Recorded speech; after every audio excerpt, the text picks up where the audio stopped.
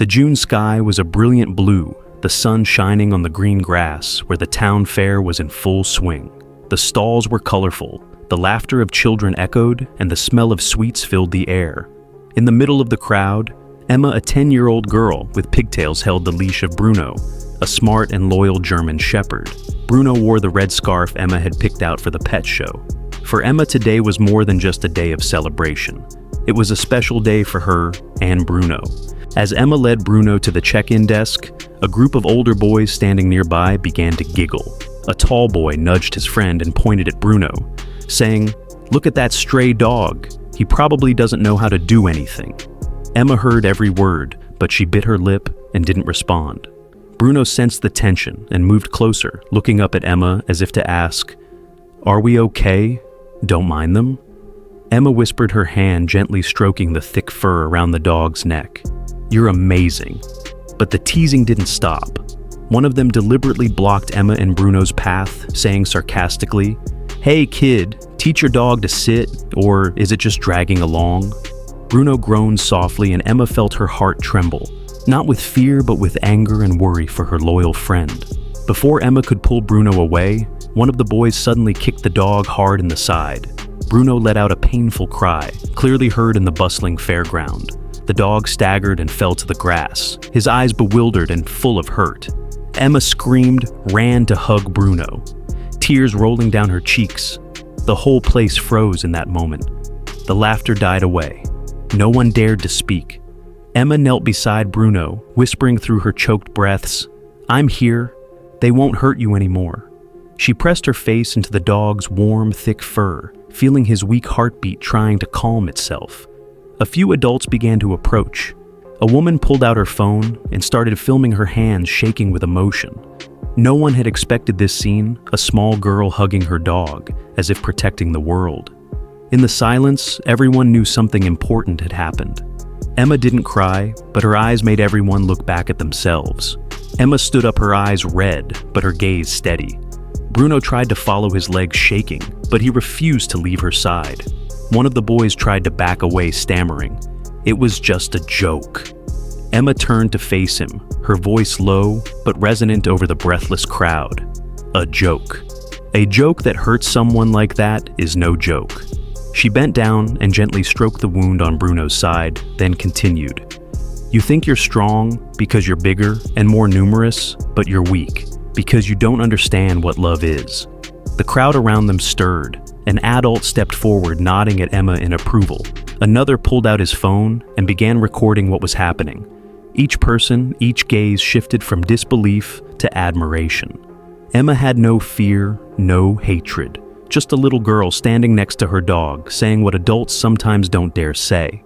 Bruno doesn't know how to talk. Back doesn't know how to defend himself with words. But I do. I'll speak for him. A silence fell, not because of fear, but because the truth had been told.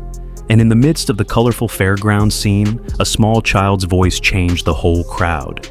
No one laughed anymore. All eyes were now on Emma and her loyal friend Bruno, who stood steadfastly by her side. Public pressure quickly mounted on the three boys who had bullied Emma and kicked Bruno. The video went viral on social media, with thousands of shares and comments calling their actions shameful and unacceptable. The boys' parents were forced to speak out, and the school called an emergency meeting.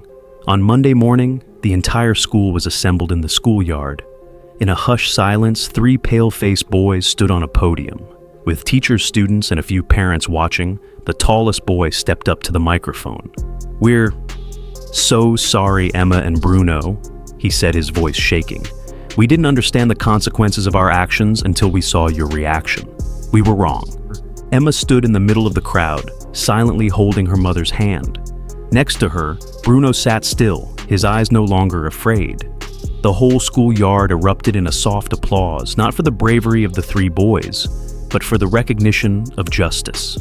The apology could not erase the pain, but it was a first step, a chance for young hearts to learn the right thing. Emma didn't smile, but she nodded a nod that was enough to close the past and open a new day. In the days that followed, life seemed to change for Emma and Bruno. On the way to school, adults greeted her with smiles. Her classmates began to see Bruno differently, no longer as the big scary dog, but as Emma's quiet hero. Emma didn't like the noise. She just wanted to be alone with Bruno, practicing new exercises for her upcoming police dog training school. But the world continued to watch. One afternoon, Emma and her mother received an invitation from a national television station. They wanted her to share her story and inspire children across the country. Her mother asked Emma if she wanted to go. She looked at Bruno and nodded slightly. "I'm not good at talking," Emma told the host, "but I know what it's like to be looked down upon. And I know what it's like to have a loyal friend who's always there." Bruno lay at her feet as usual, silent, but filled with the weight of unspoken loyalty. After the broadcast, hundreds of letters poured in for Emma, from kids who had been bullied, from people who had been afraid to stand up. Each one said the same thing: "Thank you for not being silent." Emma doesn't think of herself as a hero, but in Bruno's eyes, and in the hearts of many, she made the world a little gentler with one single act of kindness. Public pressure quickly mounted on the three boys who had bullied Emma and kicked Bruno. The video went viral on social media, with thousands of shares and comments calling their actions shameful and unacceptable. The boys' parents were forced to speak out, and the school called an emergency meeting.